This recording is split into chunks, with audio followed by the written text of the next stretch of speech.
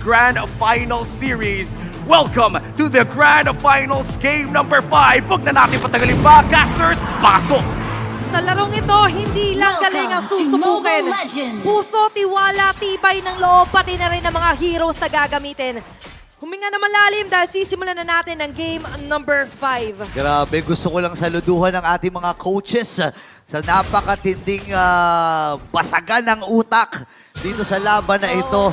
Who would have imagined na lalabas yung matagal lang inihiling ni Midnight na Lolita? 3-1. Rehearsal pa lang, sabi ko na may maglololita eh. Pero ito, pinagbabaral si JP.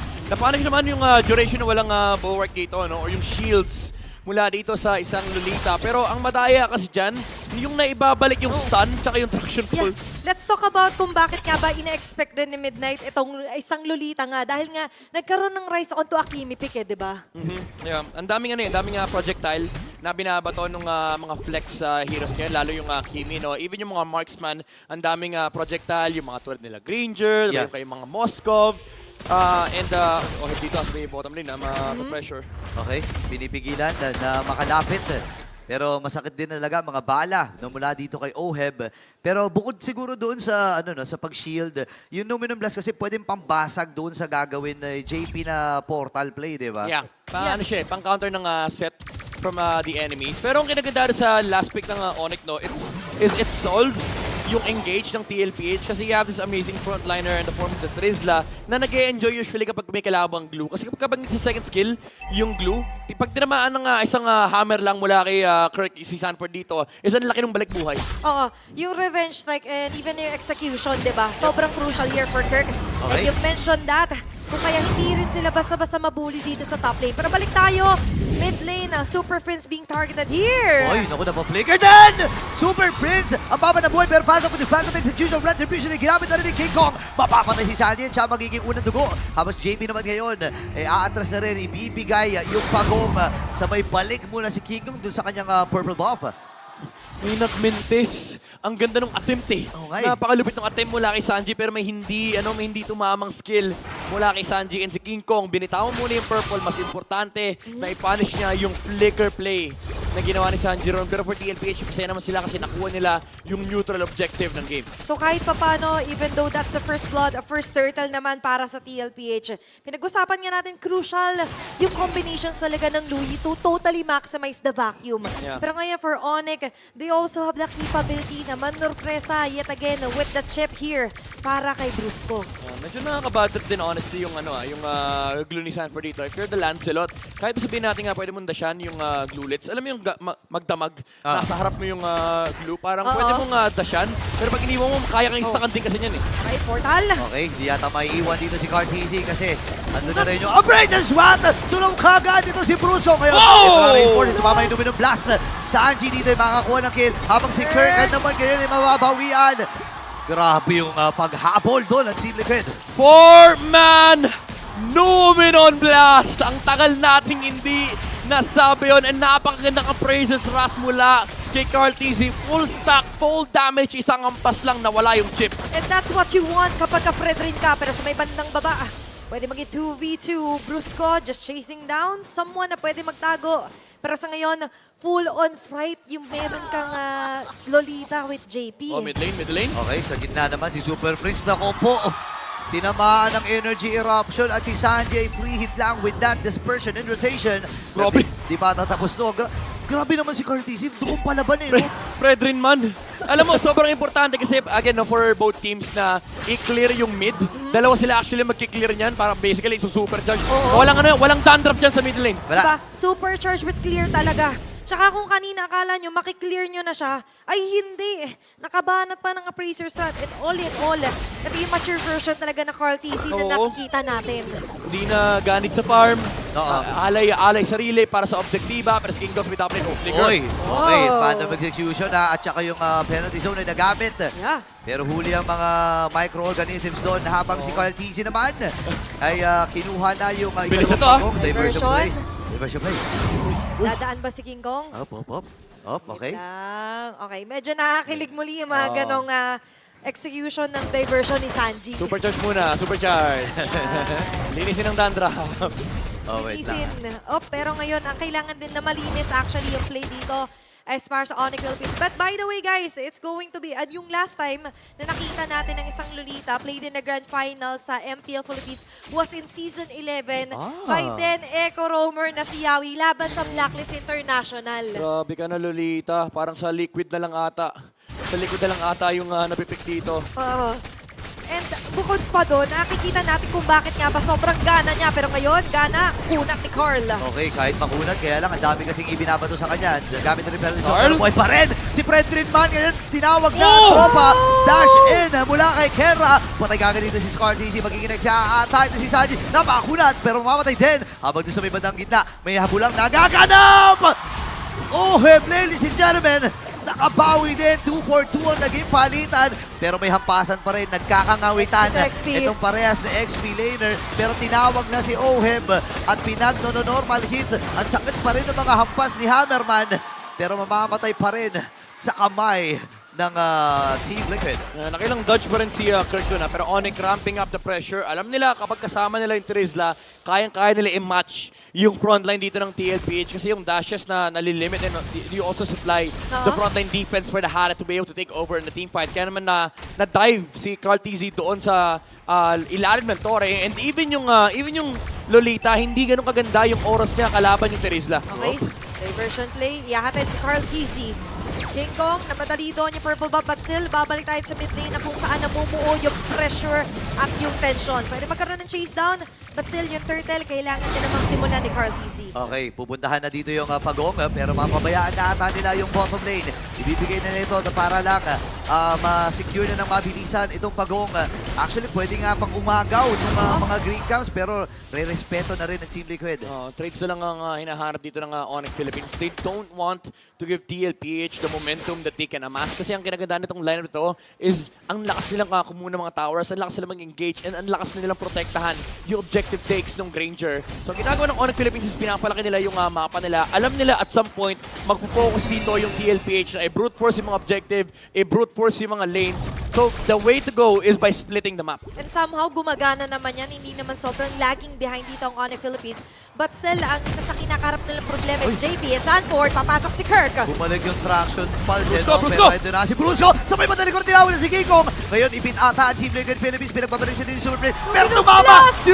Numano plus! Oh, hindi to free hit lang. Oh, ipin double. Pero may diversion play. Papunta na sila dun sa may pixel. Si King Kong, hindi yata nila alam na nandun sa may damuhan. Sinalubo. Pero may dispersion rotation. Wow. Ano si King Kong at makakatakas. Recalls from Onyx Philippines. At makukuha na yung Torre sa middle.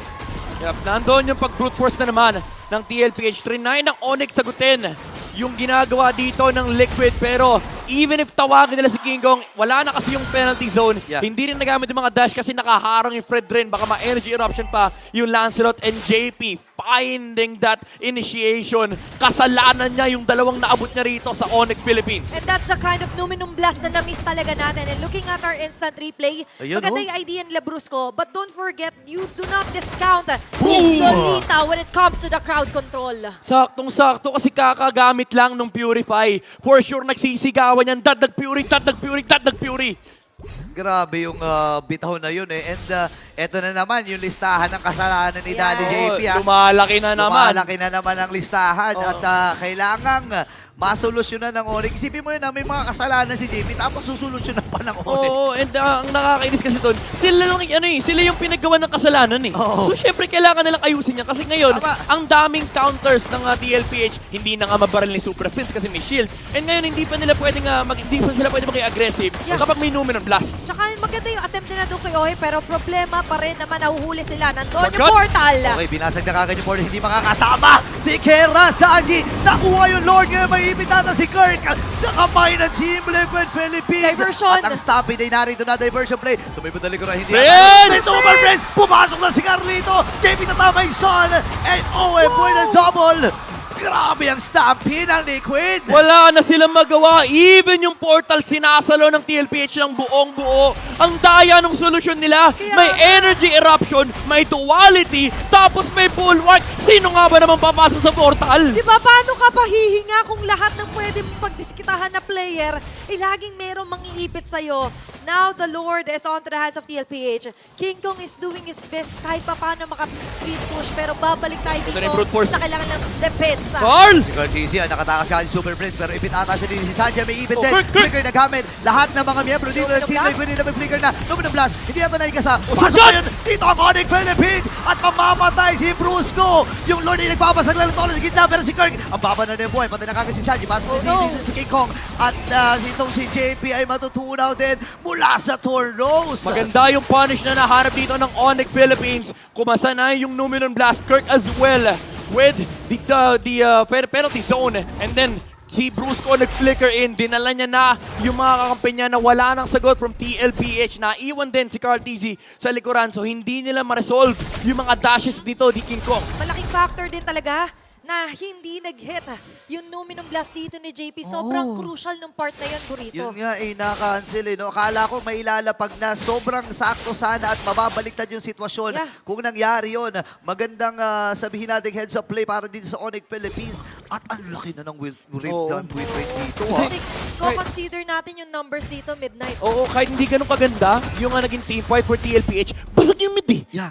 Kumbaga nakuha nila yung gusto nilang gawin. And ngayon, yung bottom lane, lamang pasak nila kasi look at where the Lord is. Nasa Oo top nga. lane, slow push is on the bottom side. Oo Although, ang advantage naman dito for Onyx Philippines is nasa taas yung Lord, pwede nilang padala yung chip sa may baba kasi yung portal nasa left side ng TLPH. Yeah, but TLPH can also do the same thing. Remember, may Sanji, first pick Louie, yan na ganun naman. ka-confident sila dito. Oh, sakto yung sentry. Sentry, okay. Nagkaamuyan sila. Okay, Hindi ko, okay. Nakakatob. hindi ko na kinakaya yung MLBB dito. Pare-pares na sila iniisip. Napakapit nga rin ako. Akala ko mabibitaw yung Diba? diversion play. Parang silang nananalamin eh. Ganun Oo. din yung galaw. Nagkakabasahan sila eh. Ang Oo. nakakatakot doon, kung shumot doon, tas sakto yung sentry, kita ng Onyx yung buong members ng TLPH. Nangyari sila Revealed dun. eh. Diba? And you wouldn't want to reveal sana na maaga yung posisyon. Oo. And katulad Revealing kanina, area eh. Midnight, paano mo ba kakalabanin yung sarili mo rin? Oo, mahirap nga naman yon yung titingin ka muna sa salamin. 'Di ba? Pero ito, naka-ready na naman. Pinipindot na naman yung diversion. Ito na naman tayo. Minigame ng Lord. Baba ka muna, slow push. Nahawakan na ni Sanford yung wave sa Yeah. bandang ibaba. Pero do take note, again, ang Onyx Philippines, meron po silang Y-walk sa kaliwa Oo na nga. nasa likod ng TLPH. Ako nakakatakot ito Ngayon, ay nakita ata. Eh, inaapakan. Nagkakitaan. Hoy! Ginabangan! Doon lumabas si Brusco. Ngayon ay nagamit yung Luminous Blast. Grabe, galit na May galit. idea sila, may information sila. Layo muna si Brusco, Yeah. nagamit yung conceal. Pero andito yung diversion. Sinundan! Limang miyembro ng Team Liquid Philippines! Lord! Lord! Lord! Pero yung Lord, pinabers na kagad din ng Onyx. Alam na kagad nila, Sanford. si Sanford pinipigilan lang yung Grabe. plano dito ng Kill. Onyx. Sanford Napakatibay lang, talaga. dapat. Paano mo mababawasan? Kung nakagrab-grab ako sa'yo, si King Kong ang nasa liban dito. Atras muna, JP, to the rescue na rin. Si Zone Carl, dito yung Carl. mga miyembro ng Onyx. Okay. Si Sanji ay nandun with the pokes. Oh my Pero si goodness. Ohem, diretso lamang ang tingin dito sa Lord at makukuha na nila ito ng libre. No, grabe yung commitment nila dito. Yung Numinum Blast hindi man mag-hit, pero hindi nila sinukuha na kunin si Brusco. Oo, talagang sinundan nila. Pero Oo. maganda yung call eh. Ang ganda ng bait ng Onyx Philippines. Kumbaga, na-maximize nila yung pag-ahabol ng TLPH dito kay Brusco. Pero si Sanford, ito yung maganda sa bagong rework na ang dali i-stack. Yung kanyang grab-grab, nakapatong siya kagad kay King Kong, effectively repelling Onyx away from the Lord. Yeah, and that was, take note, 4 members po na Oo. inilalayo niya. Kaya umabot ibang mga members to get this Lord. Pangalawang Lord, marching on to the mid lane. Katulad kanina, dating gawi King Kong, relieving some pressure here. Nag-clear na lang mabilis yung bottom para nga naman mas mapaliit Oo. yung pressure na Correct matatanggap na. nila. Sinasabi muna nila yung Lord. Habang ginagawa ng Onyx to, yung top lane libre, pero yung yung chip ang layo pa. Kailangan ingatan dito yung mga ultimates. West King Kong's Card. ultimate, andito na ang penalty zone! Sa likuran na ilalamag na yung portal! Ito na yung pagsugod ng Onyx Philippines! Nakuha na ng kill kagad dito si Kera ngayon naman. Ay atasan muna sa pressure shot. Carl. Walang tinamaan si Carlito! Kera with the double! Binabaril na muna dito ni Super Friends. Atras ang magiging call ng Cavalry habang si Sanford na magiging punteriya ng pamilya. At si Brusco ay nakakuha din ng kill. 3-man down! Napakaganda nung sandwich play na ginawa ng Onyx Philippines. Brusco coming from the top side. Even though nawala yung Tori doon, na-maximize na nila yung opportunity na hindi sila kita ng TLPH. Oh, Brusco! Ito kita. Ay, ayun lang, nakapagtawag ng portal bago mamatay! Grabe na Napatay si tunaw agad. Oem! no. At pwede si Carl TC, kaya kailangan lumayo! Si Omen namatay din! Nakadalawa si Gelder dito! Lord ay matagal-tagal pa. Sanji and JP nila ka natitira. 7 seconds para kay Sanford. Sobrang daming outplay na nangyayari mula sa sandwich play onto that dive ni Brusco. Alam nila walang capacity ang TLPH na lumaban ngayon and they found an opportunity. Wag na wag kang tatalikod dito sa Onyx Philippines. And looking at their instant replay. Buong akala mo di na mag-chase. Ayun, oh. But Ayun, oh. one penalty zone from Kirk totally changed the trajectory dito para sa Team Liquid. Yep, kaya eh. Kumbaga, pwedeng harapan ni Kirk dito yung Lolita para ma-knock up yung si JP. And then if manlaban yung TLPH, ang ganda kasi nung pwestong tinik ni Brusco. Kanina pa siya, mga 40 seconds siya naghihintay doon sa taas. Tapos, yung wave, hindi niya pinapansin. Pinabasag nga niya yung tore. Sabi niya, hindi, relax lang ako dito. Pag pumasok yung Lord, pwede ako mag-conceal and then yung shortcut nasa likuran. Plus the chase down dito, di ba na naabot pa nila sa Uheb. Finally sealed the deal. Ngayon 1K na sa wakas makahawakan ng Onyx ang kanilang gold deal. Looking at their Infinix in-game equipment naman midnight, ano ba yung kailangan natin i-highlight dito? Masarap i-highlight dito yung pinakapaldong fleeting time, nakadalawang shortcut. Grabe. Sila Brusco doon and that reclaimed them their position in this game. Ngayon, dagdag pa natin dyan yung mga additional damage mula rito kay King Kong and Kelra. Buo na yung mga penetration items sila. Malefic Roar para kay King Kong and also the Divine Glaive para kay Kelra. Even si Carl TZ, mararamdaman niya rito yung puot ng damage dealers dito ng Onyx. Yeah, nag-reflect yan kanina. Nagkabukod-bukod sila doon. Di niya naprotektahan yung kanyang baby cakes. Pero ngayon, Lord has respawned. Pangatlong Lord ng laban on the defense ngayon TLPH dahil naiangat pati yung map control dito. Yeah. Nakita sila doon. And ngayon, ang Team Liquid Philippines, ibibigay na pala ni Carlito yung purple buff para dito kay Sanji. And ang Onyx ay ganun uli, hindi uli nagpapakita sa mapa. Yeah, no, it's all about delegating muna kung sino yung mga pwede muna na magpakita. Oh, ito lang yung downside no, na meron kang assassin jungle. Pero may chip kasi. So, ang pwedeng gawin dito ng Onyx Philippines is against split pero hawak ni Sanford yung Y-Walk na pupuntahan ni Brusco pero umabot pa rin! Ayun na, sila, nilabag na dito yung portal. Habang yung Lord ay makukuha ni King Kong. Guard! The penalty zone! 5 miyembro ng TLPH na natamaan. Napag yung Sanford dito, sinasalo yung damage. Atras muna sila. Andun yung Guardian's Reflector. Oh, JP? Tinamaan din ni Sonic si Kong. Flick ay nagamit din ni JP. Reversion play sa may bandali ko. Nakita si Sanford at si Sanji. The Sansan duo. Nag-aabang din. Andun yung dispersion. Ang sakit ng damage. At walang mamamatay sa pamilya ng Onyx Philippines at TL. Oh my goodness, kinabahan ako doon sa penalty zone ni Kirk. Yun hinaharap ng Onyx Philippines pero nanlaban yung TLPH. Ang laki ng proteksyon na binigay ni Carl TZ sa may frontline with the energy eruption as well. Pero andun yung pag-punish, wala kasi Numenon Blast. Ginamit ni JP para ma-secure Lord pero umabot yung Thorn Rose ni King Kong with the retribution. Ang maganda rito for Onyx Philippines is sobrang disiplinado nila. Sabay-sabay sila ng disengage. At totoo yun, tinamaan lahat ng kailangan tamaan without penalty zone where Kirk. Pero ngayon, by getting the Lord, makakaabante na naman ng gusto ang Onyx Philippines. Kelra marching on the bottom side, mid lane naman ang puwersa ng Super Fam. Okay, kumakapit lamang dito ang Team Liquid Philippines. Inaantay ang pagsugod ng Super Family. Yung Lord ay nasa may bandang itaas at doon na sila nakatingin. Okay, nakatingin ng lahat sa kung ano nga ba magiging next move dito nila Kirk. Especially here, na sobrang vulnerable ng Team Liquid. Yeah, pwede mag-all-in dito yung Onyx Philippines pero nakakatakot din kasi yung threat na kapag pumalya sila may diversion play na pwedeng humabol sa kanila. So, classic approach mula sa Onyx, lilinisin mo na lang yung towers and then probably wait for the next Lord. Yeah, hanggat maaari, you don't want to risk na magkaroon ng punish agad sa'yo. Ang bilis ng punishment nila sa isa't isa. Diba, may Ibang klase. chase and you have the portal here para kay Brusco din. Ang hirap pala maging immortal, pre, no? Oo, pre. Ang hirap, road to immortality, pre. Pag road to immortality ka, pre, di ka pwede huminga. Hindi Bawal. talaga eh. Oo, kaya yung audience, buti nga yung mga audience nakakahinga eh. Okay, inhale, exhale, makakadepensa. Yung firepower naman enough dito midnight, diba, for TLPH. Yeah, kaya naman nila. There's a lot of crowd control from the side of TLPH. Pero ang ginagawa kasi dito ng Onyx Philippines, nagtatapo na sila ng katawan. Yung katawan ni Brusco, yung katawan ni Kirk, napaka-macho. Kayang-kaya nila saluhin yung mga damage output na nanggagaling dito mula kay Oheb. And tinatahina ni King Kong yung pahina dito ng Onyx Philippines. Basta maabot niya lang si Oheb. Yeah, and it all made sense na nga lang din kasi doon nagsimula actually yung pag-rise ulit dito ng Onyx Philippines. And now, looking at the position, sobrang crucial na naman na walang mabukod, walang nag-iisa kasi nga yung mga pick-off ay sobrang high ngayon. Naapakan yung Y-Walk. Nag-aabang sila sa Y-Walk na Grabe, portal, ha? no? Hinihintay nila na nagbubukas yun Nakikita mo, nagbubukas yun Pero ayaw i-check. Ayaw i-check ni Brusco. Nagpapanggap siya na hindi niya alam. Patay mali siya lang kumbaga. And as a chip specialist, alam ni JP na ito yung possible window na CCD pa talaga. Lalo't yun yung nabutas ulit sa kanila. In Phoenix in-game, equipment check muna tayo midnight. Naka-Oracle naman and Immortality by the way dito si JP. Oo, nagbenta na ng boot si Kelra. Meron ng additional sustain dito with the concentrated energy. Ah. Pero pinakamagandang i-highlight dito is yung immortality ni Kirk. And also yung papuntang siguro Blade Armor, Dominance Ice. Para sa Terizla, para at least mabawasan dito yung sustain na nanggagaling mula kay Carl TZ and Sanford. Pero ito setup ng Onyx Philippines, medyo masama na nasa baba yung Lord para sa kanila kasi pangit yung pwesto ng Y-Walk. Pero ang kinagandapan dito is chip pa din ito Kumbaga pwede nila kontrolin yung kaliwang side na hindi sila masyado nag-worry kasi for sure may nagbabantay ng Y-Walk sa baba. And even with King Kong here, na nakikita naman natin na tinitake into consideration nga nila na kahit na medyo lugi man ang position ng Basil at chip is a chip, pero ngayon awareness onto the map, pagbabasihan natin yung execution din nila. Ito na naman tayo, may minigame na naman. Ng Lord, ganito sa Pilipinas.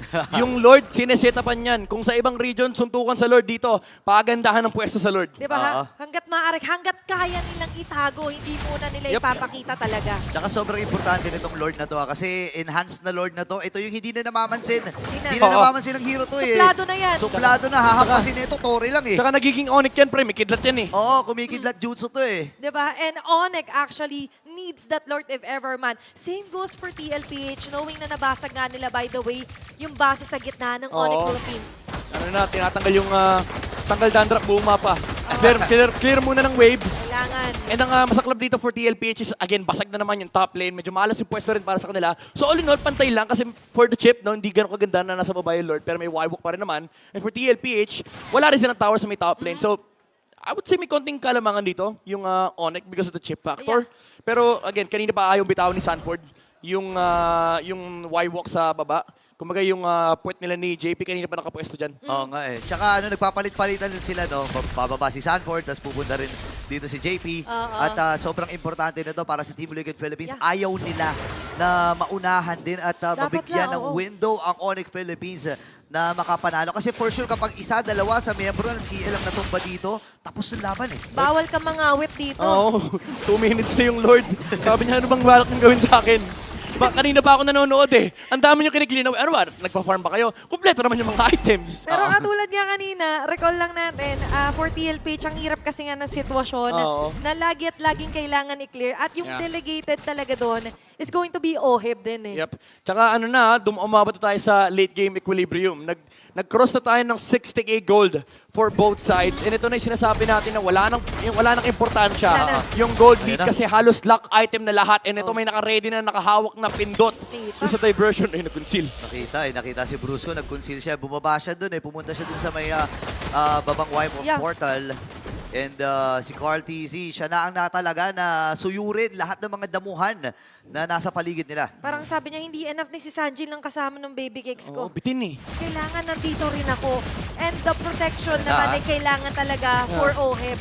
Bibigyan ko kayo ng context bakit hindi pwede TLPH yung magsimula ng Lord. Kanina pa nila hinahayaan yung Onyx na mag-start kasi may flicker yung chip. And ang nakakatakot kasi dito, pag nag-Lord yung TLPH, kailangan kasama dito yung ka-baby cakes ni Carl TZ. Nakakatakot kasi dyan is baka ma-flickeran yung Granger. Sa bagay. At malaking factor yun kasi pinakagagalingan ng damage dito is going to be OHIB. Yes. And ngayon for Onyx naman, very important din to notice, of course, is Kelra and King Kong. Medyo natatakot nga ako sa gustong gawin ni Sanji. Yung Nakaabang diversion niya kasama yung Granger Oo nga alam mo naman, kailangan nila itago yan kasi yan yung isa sa mga main damage dealer nila. Pero sisimulan na yung Lord. Itutuloy ba to or i-reset? Nakaabang si Carl TZ just in case. Kasama niya si OHIB para if ever magpakita si King Kong sa may top lane. Pero kasama rin nila si Sanji. And tinetesting ni Sanji kanina pa yung range Abot naman sa Lord Pit. Grabe yung macro dito, Napakatindi ng tiisan dito, pre. Meron tayong record, by the way, ng pinakamahabang Lord Dance. Ang record po natin ng pinakamahabang Lord Dance ay 7 minutes 11 seconds. Wow! So far, yung Lord Dance na to, 4 minutes and 30 seconds na. May mabibit nga ba ulit na record for the Lord Dance dito sa FPL Philippines? And kanina nga sinasabi natin, nagtatest ng waters dito si Sanji ng range. Kaso nga lang, ulitin natin, pwede kasing ikapahamak or ikabuti ni Oheb yung gagawin niya na paghatid. Yeah. Ang pinaka-importanting target dito na hindi makita ng Onyx Philippines is yung Fredrin. Honestly, pati yung Louie, pero as long as di kita ng Onyx dito yung Fredrin, kasi baka mamaya biglang sumulput, dash in, sundot, retry, kanila pa yung Lord eh. So, hindi rin pwede i-risk ng Onyx Philippines dito yung, oy. Wala, diversion play. Okay, 5 minutes, 2 minutes to go. Napakatagal na Nedong Lord Okay. na to. Alam mo, ano na nga, nagtatampo na nga yung Lord na yun eh. Wala nang umahampas sa kanya eh. Kanina, hinahampas-hampas pa to eh. Okay, stack. Check muna tayo dito para kay Oheb. By the way, 51 onto his Sky Piercer. akala nyo yung laro dito sa MLBB, suntukan lang. Hindi, may minigame dito. Hindi. May MLBB part 2 rito. Ang daming side quest na kailangan gawin dito ng mga players natin before the main quest. And yung main lord natin, kanina pa to nangangawit midnight. Ngawit na yan kasi kanina pa may hidden chest. Between these two teams, no? Nagki-Queen's Gambit sila. May yung nag-uutakan, saan ba tayo pupwesto rito, G? Tapos sa kabila, hey Brusco, dito ka lang, pakita ka lang dito, pwede ka mag-portal. May ganong may ganong labanan pa. Oo, kahit tayo napapa-overtake, ano nga ba yung posibilidad? Brusco. Nahanap si Oheb. Oy, Card. Easy. Pag nag-punch card, kita nila yung Fredrin. Ayan na, si Brusco ata bubuhan nila. Pero nandun na ang tropa! Onyx Philippines, hinumaban na ng mag-examine force. At nakasamunod din ang Team Liquid Philippines. Pero si Kiko sa likod ng naging punteriya. Namatay na si Carlito. Atras muna ang tatlo. Oh, no. Itong si Sanford nakasanib din. Mapapatay ba? Itong nasa Iban niya, yes sir. Patay si Brusco dito. Pop yung emo. Mid! Pero sa gitna ng bahay, May nagaganap! May nagaganap na nagmamadali. niluluto ang Team Liquid Philippines. Base locking na sila dito. And we have a match point. Team Liquid